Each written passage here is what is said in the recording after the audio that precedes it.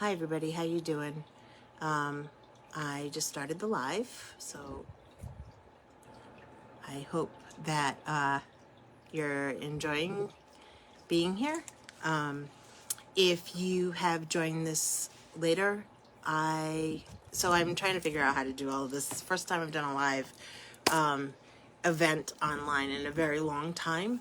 So thank you very much, everybody who is here. Or if you're watching this later, please put in the comments that you watched the replay. There is a booklet that goes along with this that I put together.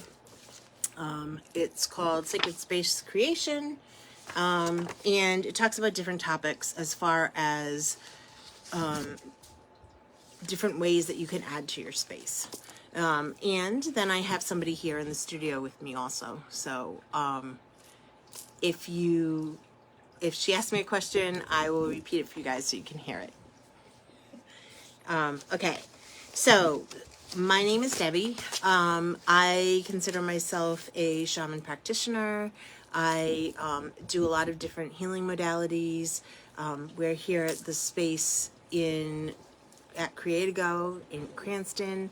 I hope that someday you'll come and visit us. I've put the calendar up. I'll be putting it on the Creatigo site as well.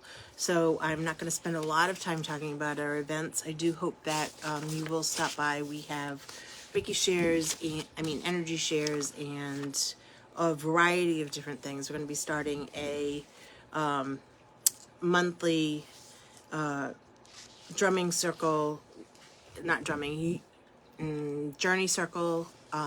Journeying is something that works for me, and as a meditation practice, so I'm going to be offering that. Okay, with no further ado, part of what I was guided to do with talking about understanding and setting sacred space was I started hearing about a lot of people who were massage therapists going into a space that one day they have this space and another day they have a different space, and they want to set up a tranquil space where their clients can come in and experience peace and healing, and they wanted to do it in a way that made sense and was portable, right? Often when we think about setting space, we think about setting a physical space that stays there. Sometimes we talk about setting wards. Sometimes we'll do it with a home. Here in my space, I have stuff that you can see and stuff that you can't see that help to hold the space and the what's going on. So let's start by defining what sacred space is and what I mean by sacred space. Sacred space is a physical area, or I also want to extend it into that idea of when I was substitute teaching and I was going into a room, I would have an intention and a space that I would set, that I would bring in with me, with my guides, so that the class ran smoothly. I didn't set it in such a way that I interfered with everybody's free will. That's not the idea here. The idea is to set the space with the highest and best intention. So part of setting space is about focusing on your intention. And if you look in the book, it talks about, deciding the purpose of the space. So if I'm going in to teach class, I'm not going to set space for everybody's best and highest healing. I'm going to set space for everybody's best and highest learning, and for things to go as smoothly as possible, and to have as few hiccups as possible, especially when you're a substitute teacher. Or if I'm doing healing, I'm going to set the space and my intentions to have the healing be the highest and best for everybody and have it go the smoothest. I'm also big on having benevolent messages so that people can hear them and receive the messages that are coming through for them. So you're going to gear that intention towards whatever space it is. if I'm going to a family event, because we've got a couple of those coming up, right? The holidays are coming, and and it's, I'm so sarcastic, I'm trying not to be. Part of it is when you go back with your family, you fall into those old family, I don't know, outfits you wear or suits that you wear. I'm the oldest daughter. I was an only child for a while. I'm the oldest granddaughter. So I tend to fall into those expectations, right? And so what does this have to do with setting space? Well, I want to set the space around me that I'm bringing with me to have communications between other people in my family go as smoothly as possible, right? There are times, think about family events. I mean, really high movies that have made a lot of money about family reunions and how badly they've gone. So I always set the intention and the space to be people around me. It's gonna be the best possible situation that happens, right? This is about intention. Going into work, everybody's going to have the highest sales possible. That these are the intentions. And then the first thing is choosing a location. So this is tricky if you're sharing a space with somebody else. If you're doing a workshop at another center, you want to set the space. I always think I want to leave it better than when I went in. So physically, I'm going to make sure the space is as clean as possible, right? But then I'm also going to be meditating beforehand with my guides, my helping spirits, my higher power, God, and saying, okay, guys, you know better than I do what needs to go into the space. And then what I find will happen is that I will get intuitive hits about you need to bring selenite, so I have a selenite candle. You need to bring selenite with you, or you need to bring black tourmaline with you, or you need to bring, I don't know. They've asked me to bring some really incredibly, I'm like, why do I need to bring this? And then I find out, oh, I need to bring this for this. And it's like, oh, okay. So pay attention to those intuitive hits that you get. But it's about really talking with and trusting your guides, and that higher power and what they're telling you to do. Until you've had that relationship really established, we have some stuff in this book that you can look at, because part of it is knowing the language, right? If I'm talking to somebody and they speak Spanish and I don't speak Spanish, and I have no idea of what the lay of the line Spanish is, it's a little bit harder to understand. But if I have an idea of roughly what's going on with the language, we can communicate better. So go ahead and use the book. Okay. So I did talk about choosing a location. I've got some notes in front of me. I talked about setting intentions. You're setting those intentions with your guides in meditation. I would make it part of my practice before I get up in the morning to set spaces of where I'm going throughout the day with them. And then when I needed it, it would be there for me. But again, that was a practice of developing a relationship and trusting my guides that they were going to do that.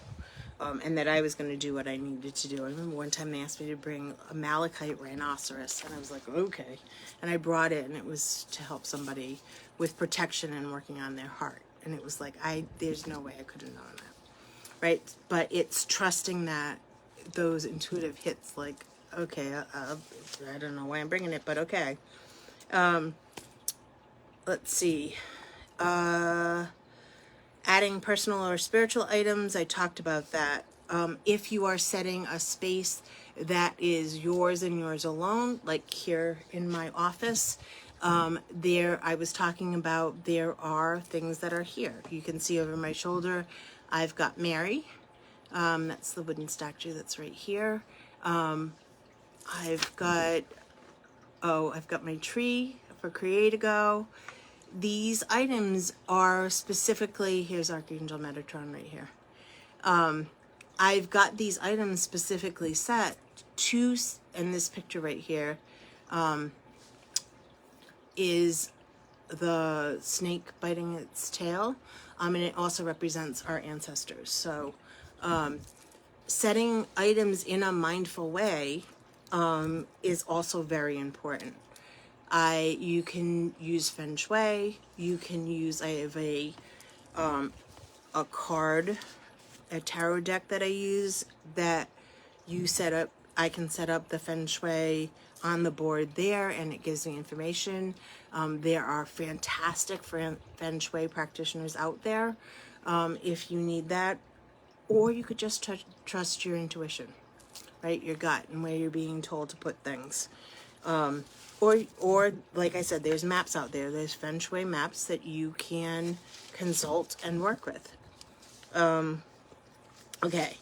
The other thing that I wanted to touch on quickly is that you need to make sure that you're cleansing the space. So how did I do that when I was a teacher, right? Because I can't be going in with sage, enlightened sage, and walking around the room. Oh, don't mind me, kids. I'm just saging the room, right? You can't do that. What I did do was I had spray bottles that I would use, before the kids went in. I did that in many different jobs that I worked in, and I did it when the students weren't there, when the adults weren't there. I would go in and clean the space. Let's be clear, I cleaned my space. I did not clean their space. I cleaned the spaces I would be in. At one point I was in charge of many meetings, and so I would clean the meeting space before we had the meeting, and then I would clean the space after we had the meeting, because there were times when those meetings could get really contentious, and so I want to make sure that I'm cleaning that space before I have the next meeting, so that the energy isn't affecting the next meeting. So if you're having clients, you want to make sure you're cleaning in between clients. You're checking whatever you have that's set up. I have candles that I use on a regular basis. I make sure that I clean those candles up, make sure that they're ready to go for the next person that's coming in. Sometimes I might even be guided to change the candles out, blow those out, throw them out, and get a new set and put them in. Depends upon what's going on with the session. And I don't question it. I've learned not to question it, and I go on. Okay, so I hope that the image and what I am giving you is that I am not doing just one thing, right? So I'm not just putting crystals in and saying, okay, I'm all set, we're done. I'm not just saging and saying, okay, that's it, I'm good, I've done all I need to do. What I'm doing is I'm mindfully layering the space. I am making sure that we have more than one thing going on, not so that it's busy, but so they complement each other. So if I'm going to clean with sage, then I'm going to go in and I'm going to put the energy in with, I have a sacred incense that I like to use to put in an intention. Or Palo Santo is another thing that I like to go in with and put in intentions with, right? You do the same thing with spray. I have a lovely spray. I have a couple beautiful sprays. One's about, uplift, that a friend of mine makes over at, that Nicole makes over at White Light Bookstores. And it's got this beautiful uplifting feeling to it. So after maybe a really heavy meeting, I'll use that to lift the energy up and get us going forward. Or a really fruitful healing session, I'll use that to lift the energy up, right? And I'll be using crystals, and I'll be using intention, and I'll be using a bunch of different things. So let's talk about, we talked about sacred space in the sense of the physical surroundings, right? And in my shaman practice and my understanding of working in this way, and it's not just two shaman practices, but I will hear people talk about different dimensions. I'll talk about people talking about things, you know, different timelines that are going on.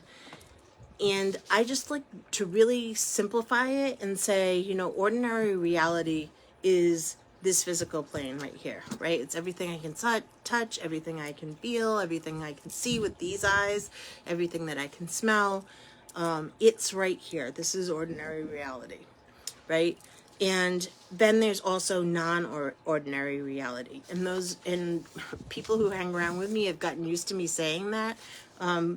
But for those who don't know what I'm talking about, non-ordinary reality refers to the perception or consciousness from our everyday ordinary experiences, and it's on the other side of the veil. So that's where our guides are that aren't in bodies, right? That's where everything is that's just on the other side of the veil. So it's everything that's here and then some. And so what I will do is I will work with my guides to set things here in ordinary reality and then stuff in non-ordinary reality. So that's what I'm talking about when I talk about I set the space and then I walk in and I pull it in with me. So it's been, I visualized the kids learning, sitting at their desks, doing what they're supposed to be doing. I allow for whatever configuration that looks like. I'm not going to get stuck on that, oh, the kids have to be in neat little rows. I let go of that. It's like I just see the kids enjoying their work. If I'm working on somebody, I feel, imagine the person getting the best healing, right? And I'm meditating and setting that space. Does that make sense? But is the space here but not here? So the space is here, but not here, right? But this, like, the other side of the veil here. The other side of the veil here. Okay. And the guides, so Lisa asked, is the space here or is it not here? Like, and she was talking about physically here. And so the other thing about that relationship, remember I was talking about the relationship with my guides, is that I trust that they know where I'm going to end up, right? Sometimes I'll go into a shop and they're like, oh, you're not doing your workshop here. You're doing it down down a couple doors. And I'm like, oh, okay, no problem. And the guides knew that that's where it was going to be. So they just pull it in. Right? And I trust that that's what's supposed to happen. And it's like, okay, you know, mortal Debbie's like, "Grr." But, you know, spiritual Debbie, thanks, John. Spiritual Debbie's like, okay, we're going to be here. We can handle that. The guys and I have got it. So does that make sense to you? Right? And so I don't get caught up with what's supposed to happen, how it's supposed to look. It's got to look like this. I don't get caught up in that. I get caught up in how I want it to be. Okay? If I'm going to work, okay, I can't control that somebody's not going to do their work. That's not my job. But I can imagine that it'll work out in the best possible way. Right? So, because sometimes people need to mess up. Sorry. And I can do the stuff that I need to do if I have, say, a desk at work.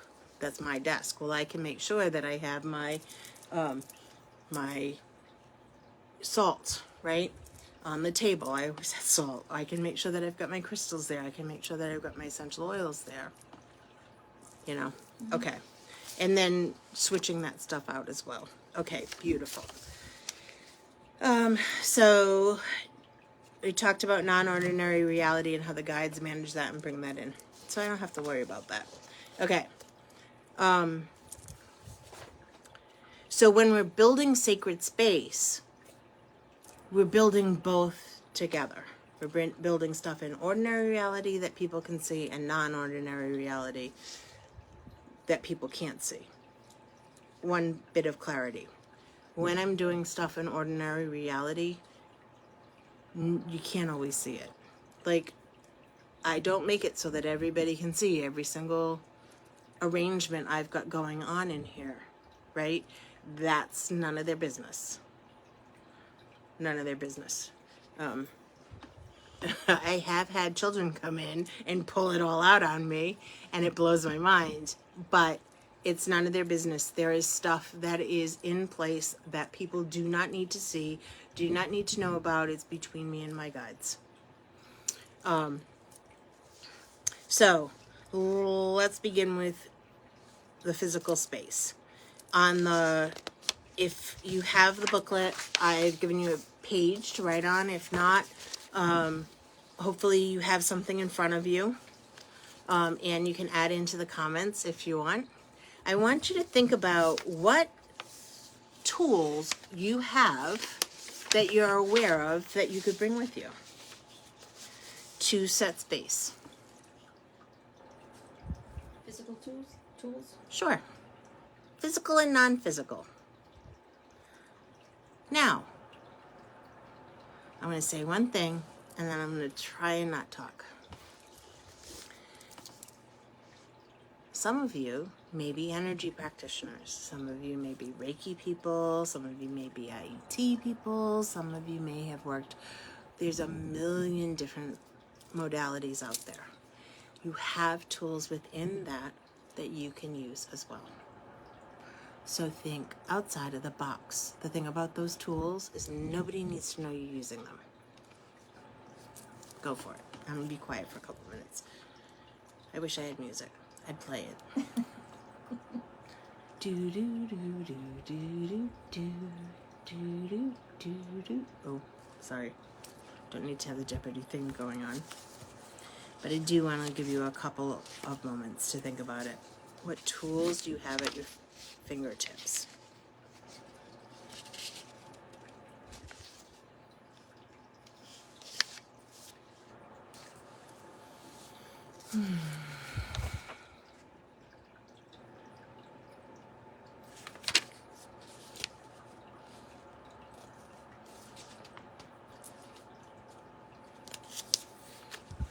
Thank you. Thanks, John. John said, good point.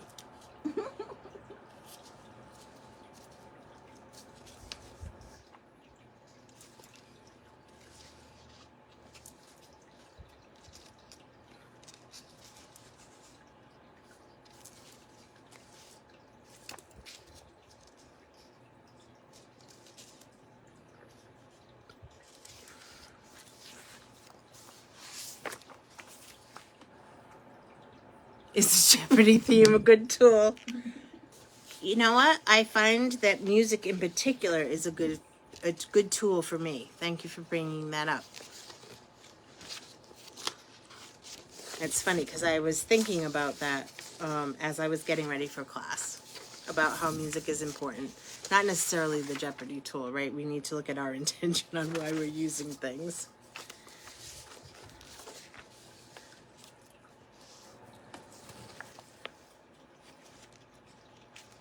Okay, I'm going to give you 1 more minute, or 30 more seconds, because...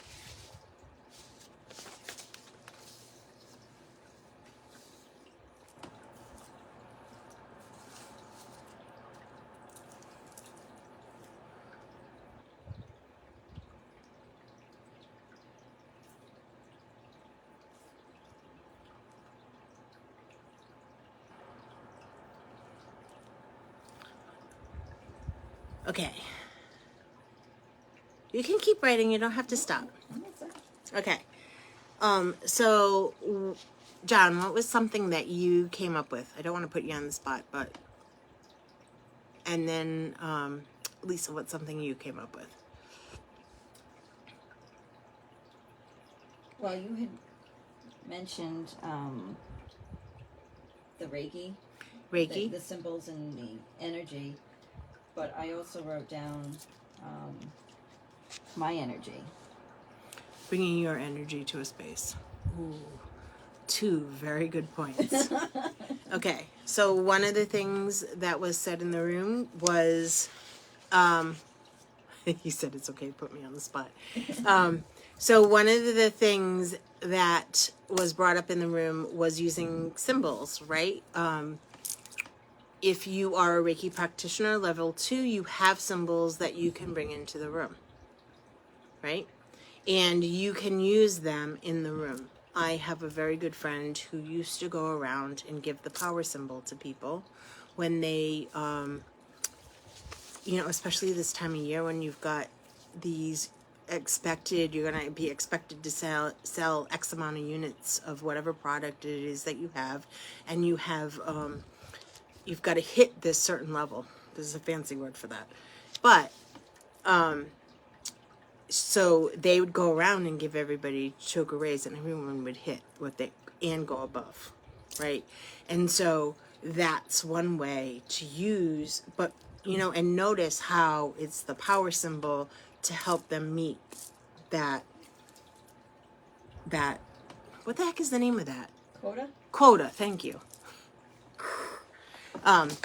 Notice how the symbol that was used in the space, right, in the sacred space, is used to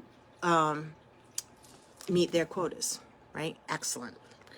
And so when you're using symbols, using them in a way, beautiful, in a way that, oh, Jesus, Joseph, and Mary, he's got quite, yes, you do need the sprays, we will get them for you, in a way that's mindful and making sure that they match. We've been talking about making sure that we balance the physical, non-ordinary reality with ordinary reality. You don't want to go overkill. You want to make sure that you're balancing it nicely. As somebody who likes her stuff, I have to be very mindful of that. That's why I rely so heavily on my guides. Okay. John mentioned a blessing or a prayer. These are things that work very much. It's part of my meditation in the morning. It's also something that you can do throughout the day, right? The serenity prayer comes to mind. I used to say it quite frequently as a way of working with my own energy, which was also brought to our attention, right? Like my energy, I would have to, especially with the kids and especially with how empathic people are getting, right?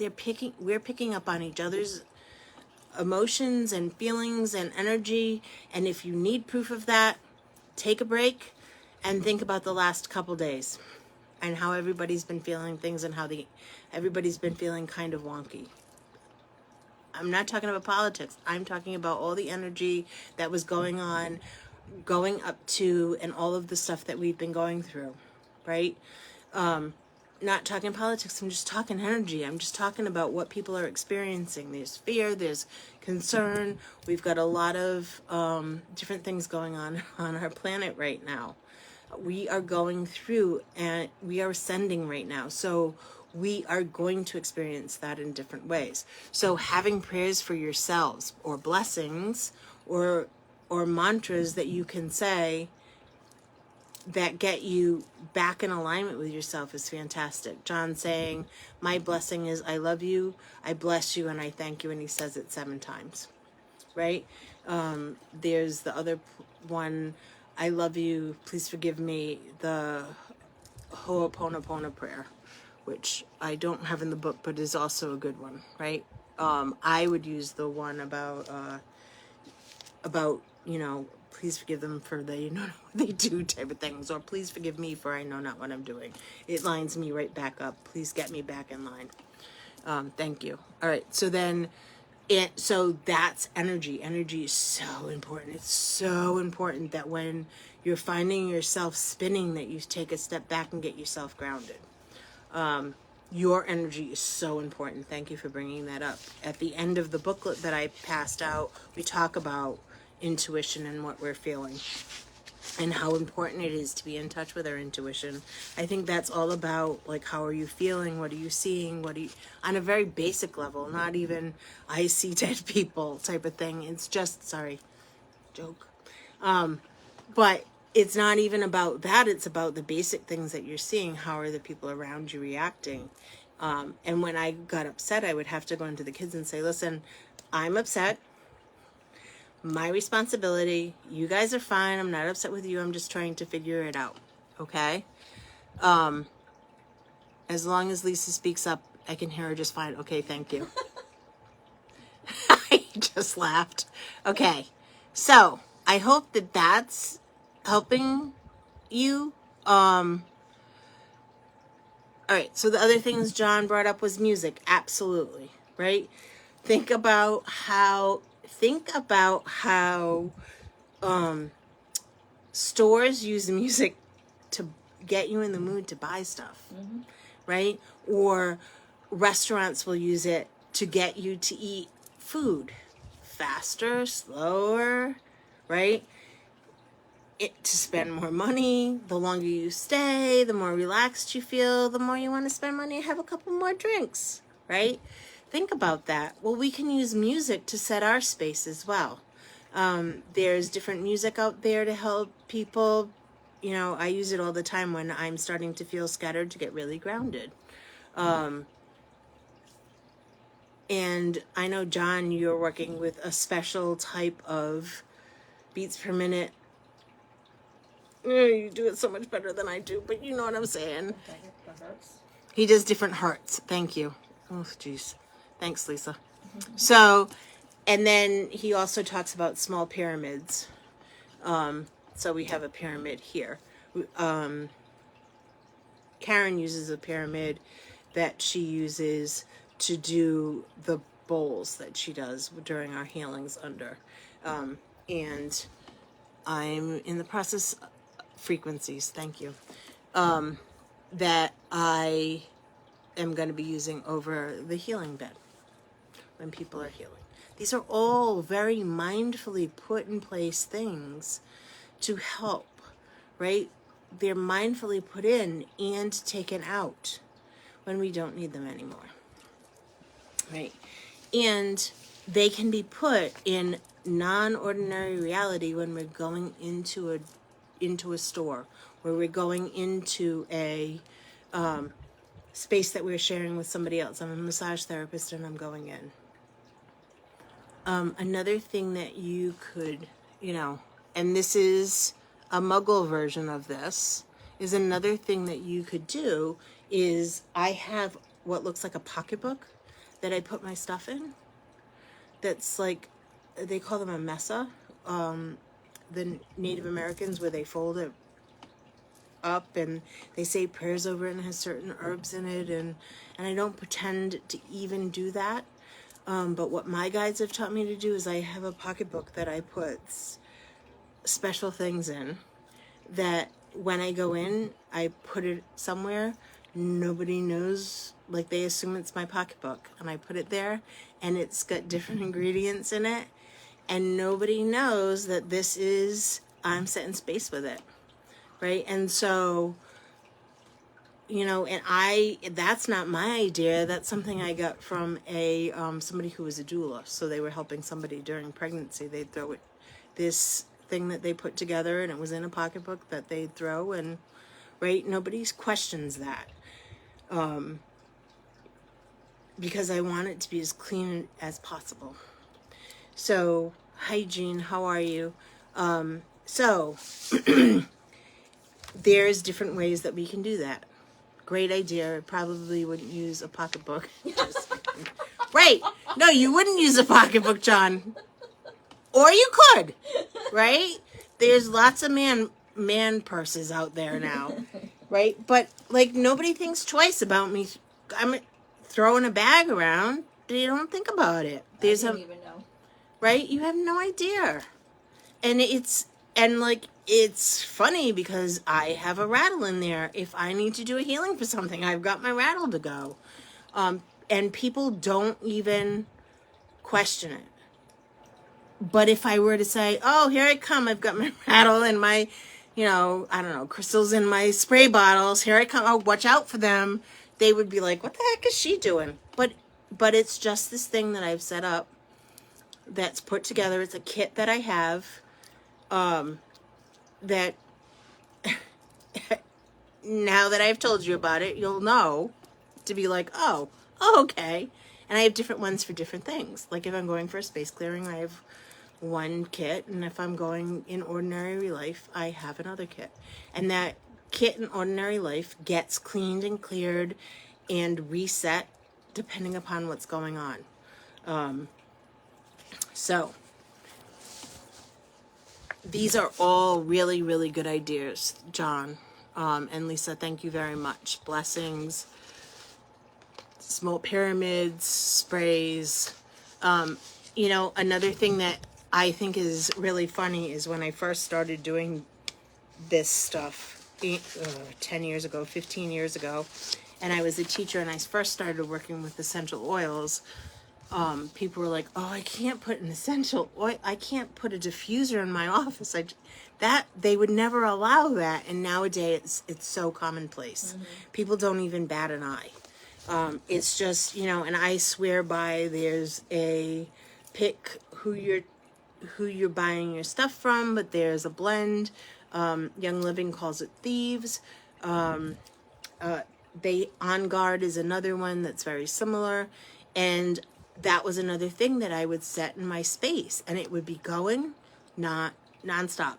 If I was in my space, and I'm a teacher, I was a director, assistant director, and I would have that going, and it would keep the space healthy.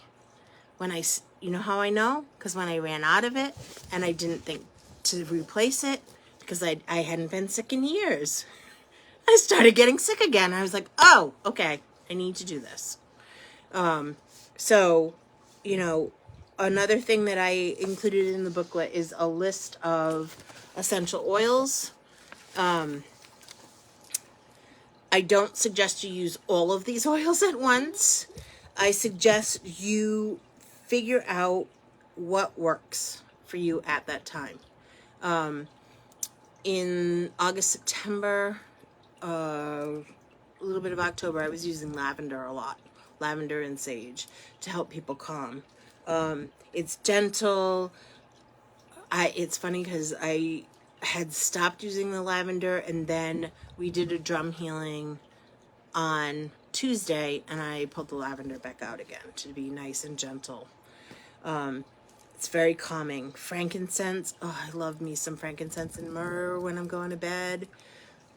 Put it on. Nothing calms me better, and gets you ready for that, like being grounded and the spiritual qualities. There's cedarwood in here. Peppermint. Peppermint's a fantastic one to keep you alert. It also helps to clear stuff, but it works way better than caffeine for me. Because if I have caffeine after 6, I'm up till God knows what time. But having the peppermint, you know, is really helpful. Those are some suggestions on page 9. Cypress, rose. Rose is rose or geranium's another one that's helpful. Very balancing. Or bergamot was another one that I went through. I was craving bergamot tea because of the bergamot in the, you know, Earl Grey tea, because I was craving the bergamot, right? Pay attention to what, you know, you want, what you're craving. It's a very definite way that your body's communicating you and telling you what you need, and for the space in order to be of your highest and best version of you, and it's a way that your guides will communicate through you. I also, on page 8, I'm kind of all over the place, I apologize, I have a list of possible crystals that you could use, right? Clear crystal, clear quartz is really good. It amplifies energy. One of the things that I used for meetings was amethyst points in the corners. And it was one of those things that somebody said to me, oh, you're having meetings, you should use amethyst points. And I was like, I'm going to try it. And I put amethyst points and it was a meeting with parents that possibly could have gone really, really badly. and I put the amethyst points in and the quartz, and it helped everybody's emotions and everybody to be able to speak what they needed to be able to speak and be calm while doing it. So we were able to accomplish a lot of stuff because it reduces the stress and helps you to be able to think clearly. Hi, Naomi. How are you? If you'd like a copy of the booklet, please send me a text and I'll send it to you. So other things that are on here are selenite, black tourmaline. I've also heard of people using, black obsidian, golden obsidian. These are really good at, at grounding energy, reflecting the energy back. Hematite's another one known for grounding. It helps you stay connected to the earth and present. And it also helps to reflect back the stuff that's not yours. Other things that I've used in spaces when I've set them has been, selenite, black tourmaline. It's very productive. The thing I like about black tourmaline is that it transmutes the energy instead of sending it back to people. You're welcome. Smoky quartz. After the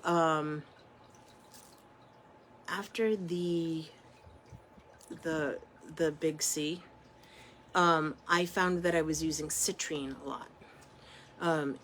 And citrine, the reason why I was using citrine was to bring in positivity and creativity and sunshine, to be totally honest with you.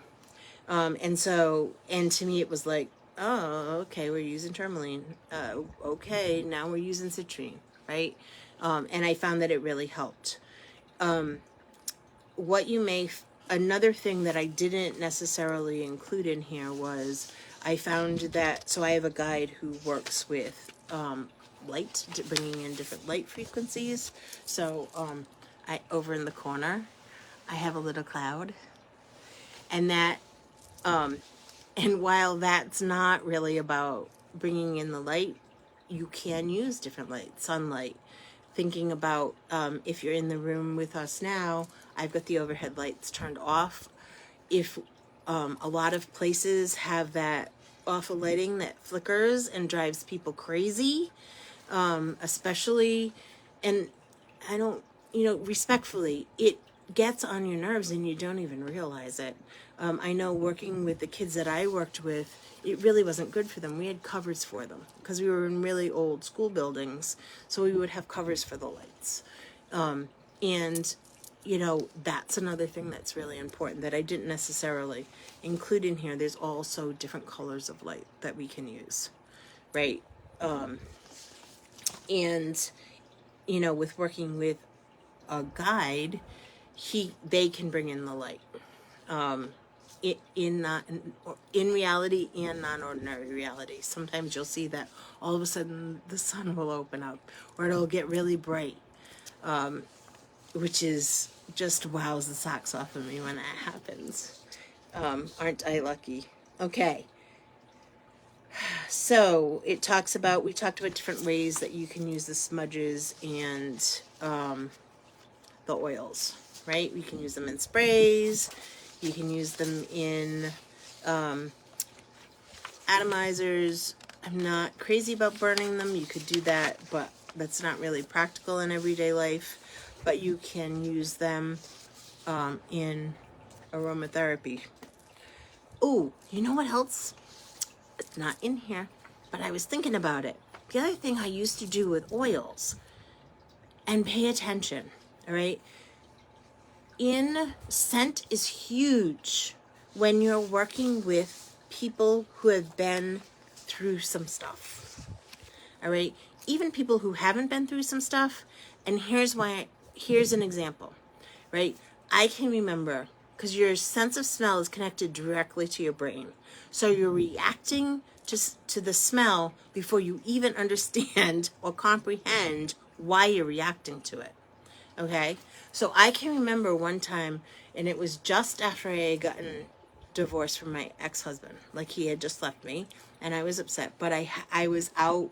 I had to buy something, and I was out at the mall, shocker, those of you who know me. I was out, and all of a sudden I caught a whiff of my ex sister-in-law's perfume, and I was responding to it and looking for her before I realized I was looking for her. And there was such a sense of dread.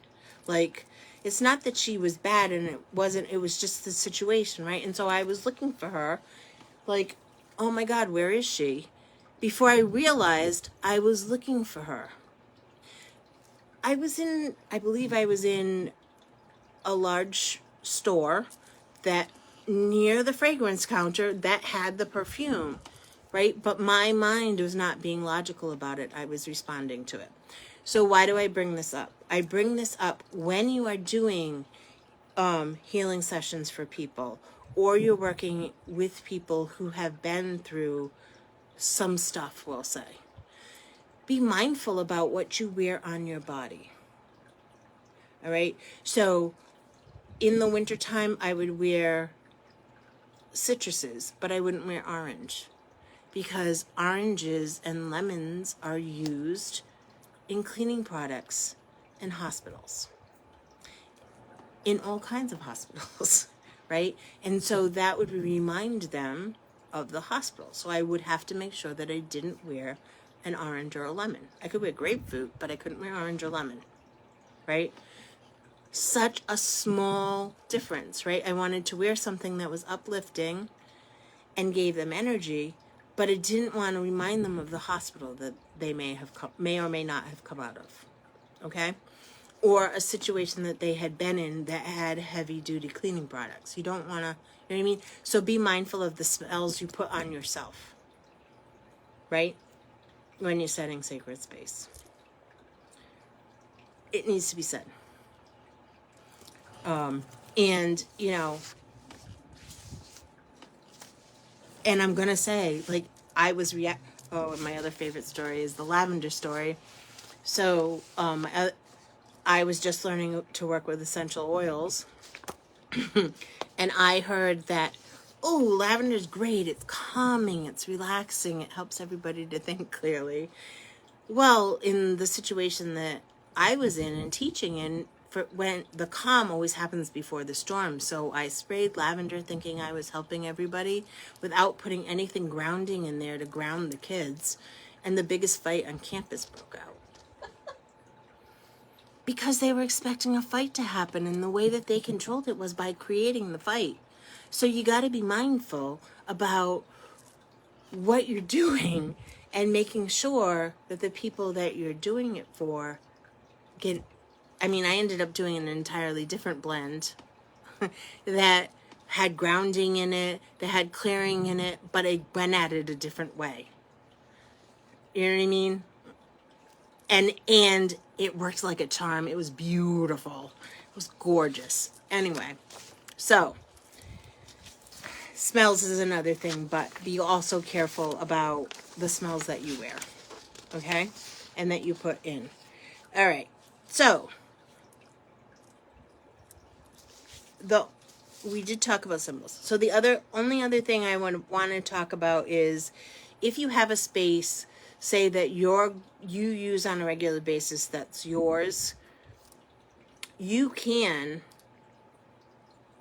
do the space on a piece of paper and set the intention that the space on the piece of paper, right? In Reiki, we have this thing called doing Reiki distance wise.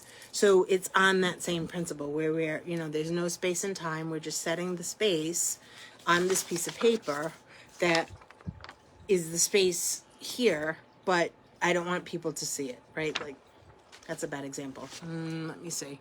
Represents, right? Represents the space I'm going into. Love young living thieves, infusing uses a hand is. Let's see. Puts abundance on his feet. You know what, Jean? I have also heard of where people put abundance on their head. They put it in their hair, and when it heats up, it sends out a call to have the abundance come. I've done it. I find that, people put stuff on their feet all the time. I think it's a great idea. It's all in in what works for you, I think. Right? Thanks for sharing, Jean.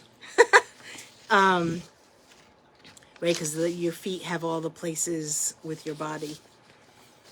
Which we also talked about, setting intentions and our energy and making sure that we're grounded and we're clearing ourselves at the end of the day. Exactly. And so also being mindful of when we're talking about sacred space, we're also talking about our own sacred space, which is this body and my aura, 6 feet around, which I think falls under this, the sense of bringing in creator's energy, God's energy, universal energy, that higher power energy, bringing it down in through my crown, bringing it through my body, connecting it with the earth, right? Because we're spiritual beings having a spiritual experience on this planet. And so we need to be connected to the earth. We need to be connected to Mama Gaia. She was talking to me as I was getting ready for this. And bringing the two together. And then I bring them together in the middle of me, in my center, and then I send it out 6 feet in all directions. And the reason why I do that is because when I initially started doing this 15 years ago,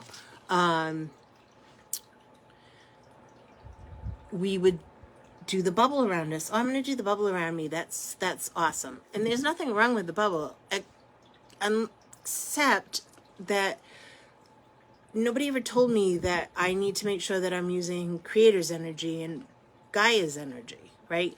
And I have a finite amount of energy, but God has an infinite amount of energy and Gaia has an infinite amount of energy, right? And so bringing those two together and sending that out, I'm much more protected.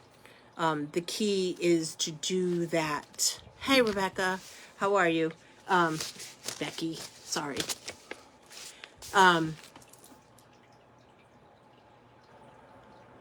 Hearing a lot lately about grounding mats and sheets. I think that what works for you works for you. Jean, to be honest with you, did I complete that thought about sending the energy out from the center of me in 6 feet? That's taking care of my aura and doing that before I go out into the world. And if I forget, I go to the bathroom, I go to a place where I'm by myself, I set my energy, and then I go back, right? Because I don't want to set the energy around other people, like the cash register, if I'm working at the cash register, right? I want to step out, clean and clear everything, and then go back in, right? Or just work on grass. Well, walking on grass is grounding. I think there's something to be said about doing it intentionally, Jean, and being mindful. Because there's a lot of people who have been through traumatic experiences or experiences where their bodies have not felt safe. And so to them, I can feel the grass with my body, but I'm still hanging out in my top chakras, right? We're trying to really get in and make this body safe. And really, grounding it. And so this morning when I was meditating about it, yes, being grounded is so important, and getting our feet on that ground and getting that energy out of us is so important. You're absolutely right. But really getting down deep into the center of the earth is so important. So important. Grass is a big thing, right? I'm not hanging out on the cement. And there are people that don't have access to grass. So we need to be able to do that too, right? We need to get deep in it. We got to get past the surface. There's so much going on. We need to be able to bring that energy down. Just the way I see things, man. Just the way I see things. All right. If you want the booklet that I've been using, please instant message me. And with your email, and I'll send it to you. Okay? All right. So, we talked about we talked about grounding our own energy. We talked about taking care of ourselves because, I keep thinking about as above, so below. And then, Jean, you asked me about grounding mats and sheets and how I feel about them. So I don't have a grounding mat and I don't have a sheet. We do have a infrared mat here that's got different crystals in it. I want to say that different things work for different people.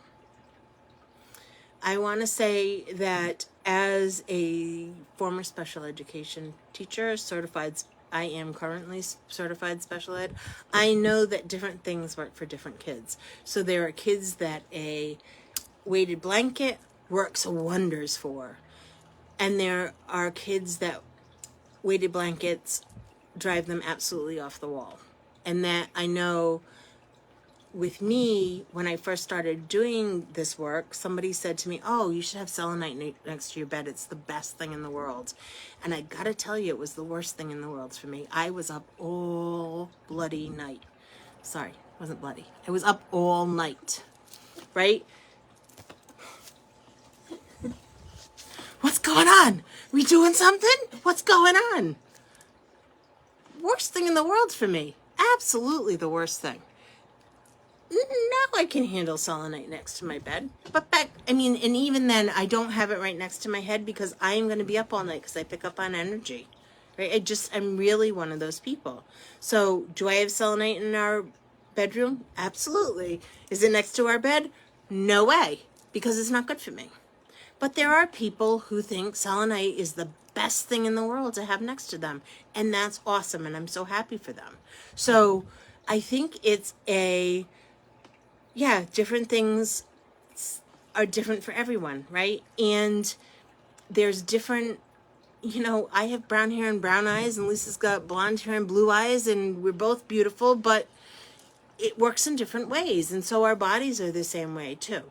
Our bodies need different things. We kid around that, we're both Tauruses, but we approach the world entirely differently at some times, right? Because we're different. So, and my husband's got the same birthday I do, but he's 6 years younger than me.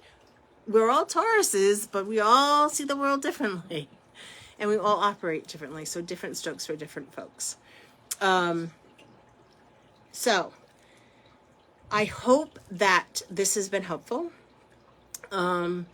I think that I covered all of the stuff. I think that part of me doing this was to help people to get in touch with their guides and start to work on getting to know and trust your intuition and know that everybody's intuition works differently and working with your guides and situations are different, and that it's okay to have things be different. Even down to the way that you use sage can be different. And smudging tools can be different. And so I want to thank all of you for coming. And like I said, if you want a copy of the book that I put together for the class, it's got some suggestions. Please go ahead and instant message me your email. I'm sorry, I'm doing two things at the same time. Go ahead and instant message me your email and I'll send it to you, the PDF to you. We are going to be doing a journey circle here at E3 in Create-A-Go in Cranston in person. I would love to do it online as well. I've just got to figure out how to do the drum. But I think that there's something to be said about working together on intuition and community to empower ourselves so that it's normal. And we need to start bringing this stuff more and more into, it is my belief, we need to be bringing this stuff more and more into our everyday lives. And that includes having space set and, the different things that I've been doing for literally 15 to 13 years to help things go smoother. That doesn't mean that there weren't times that meetings didn't get loud and didn't get contentious, but in the end, I saw a big difference between when I didn't do it and when I did do it. I also saw where principals would come into the classroom expecting the kids, I guess, to be hanging from the chandeliers, and then look around and go, oh, never mind, you got it under control. Versus the times that I forgot to set it in non-ordinary reality.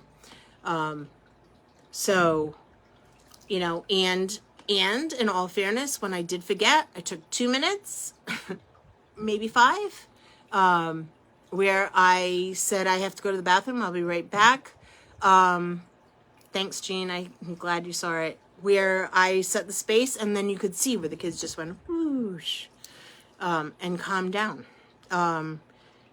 So these are my words of wisdom that I'm bringing out to you. Please come and see me at Create-A-Go. And Karen and we're going to be doing some other stuff. Like I said, please subscribe to my page so that way there you can keep up to date on what we're doing. I look forward to seeing all of you. Bye now.